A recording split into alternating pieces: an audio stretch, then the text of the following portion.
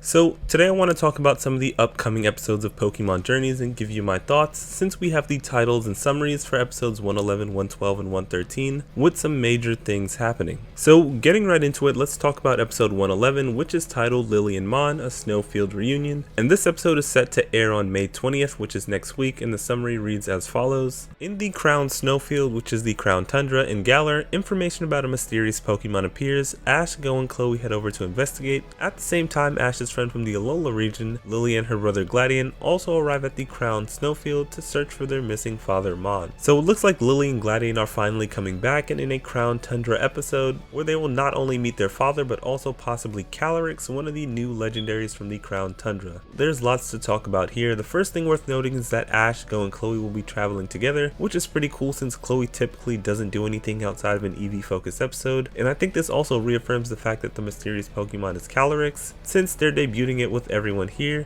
and Calyrex is the main legendary of the Crown Tundra. There's also the possibility that it's an Ultra Beast because you can catch them in the Crown Tundra as well, and that would tie into the connection with Lillie and Gladion since they're going after their father who was lost in an Ultra Wormhole. But I don't think they would pass up the chance to debut Calyrex in the horses here and now. I'm glad they're finally bringing back Lillie and Gladion and are tying it into the Crown Tundra with the return of their father. I'm really looking forward to the episode with their reunion that leads them back to Alola, especially since this arc has been going on since the end of Sun and Moon. I'm glad that they're giving this arc a conclusion instead of rushing to finish it off screen.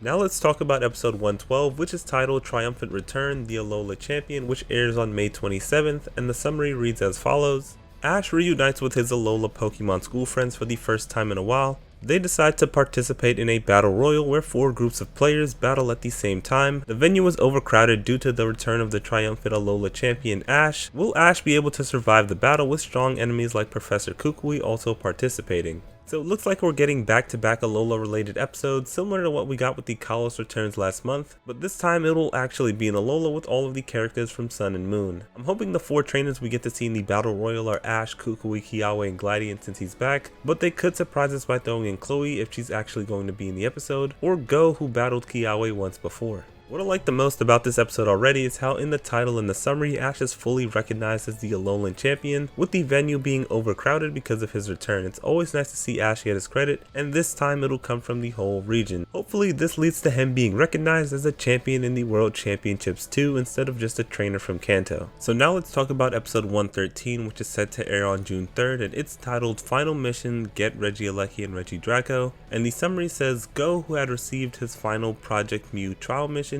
heads alone to the Split Decision ruins in the Crown Tundra. His rival Gary is also there. Can Go safely complete the mission, and who will become an official member of the Project Mew exploration team? So based on the summary, this will be Go's final mission and test to see if he can officially join the team. We also know that Ash won't be going, so this will be a solo mission for Go for the first time. And I really like Go going solo for a couple of reasons. One, it's supposed to be his own goal and mission, and because if Ash was there, it would only make things easier for Go to catch more Pokemon. There are a few other things to talk about in regards to this episode, the first being that the title implies that Go potentially has to catch both Pokemon, which I don't think will happen since that would mean Gary would fail, so I think each of them will end up catching one Pokemon so that they both pass. The second thing worth talking about is Go potentially getting another legendary Pokemon and possibly keeping it. Like I said earlier, I think Gary and Go are definitely catching them, so the question now becomes, will they keep them? And the short answer to that is yes, and my reasons for thinking that is because this is the final mission to get in, which means the catch probably has a bigger purpose in the grand scheme of things. Asahi and Tsurugi, who are already in Project Mew, both have Urshifu, which is what they probably got after finishing their final mission, which probably took place in the Asile of Armor. So Gary and Go getting Regieleki and Regidrago after finishing their mission in the Crown Tundra would be the perfect way to tie in both locations and the legendary Pokemon.